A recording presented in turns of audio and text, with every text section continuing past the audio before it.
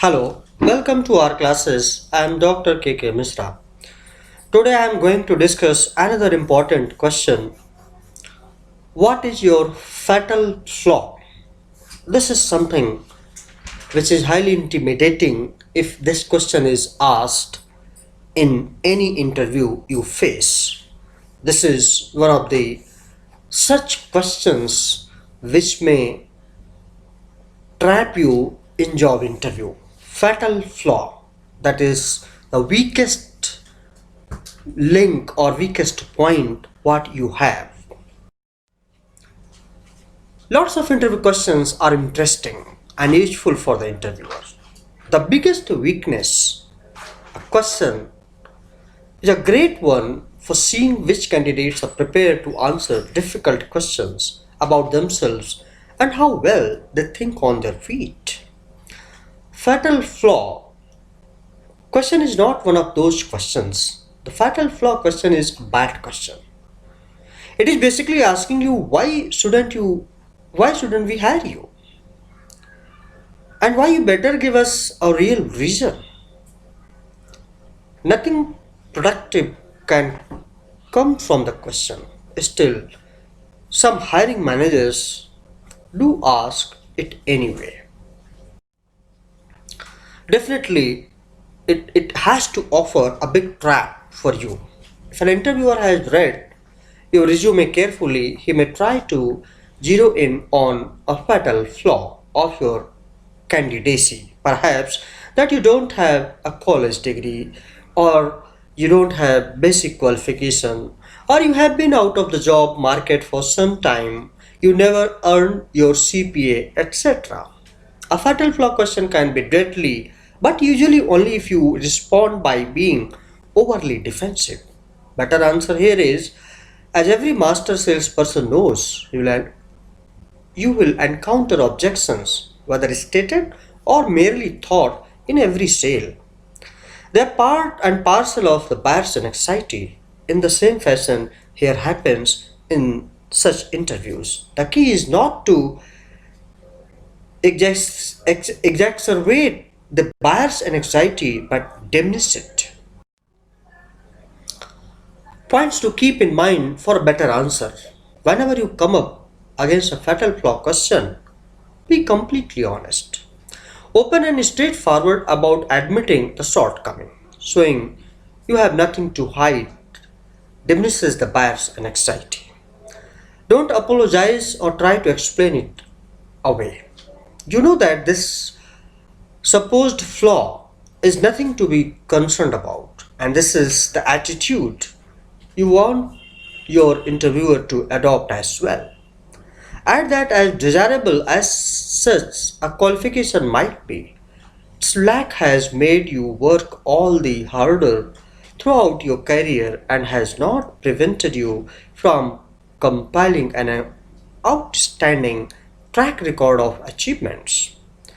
You might even give examples of how, through a relentless commitment to excellence, you have consistently outperformed those who do have this qualification. Of course, the ultimate way to handle fatal flaw question is to prevent them from arising in the first place. You will do that by following the master strategy described in question 1, that is, uncovering the employer's needs and then matching your qualifications to those needs. Once you have gotten the employer to start talking about his most urgently felt wants and goals for the position, and then help him see in step by step fashion how perfectly your background and achievements match up with those needs, you are going to have one very enthusiastic interviewer on your hands, one who is no longer looking for fatal flaws. Now, how to answer it in a better way?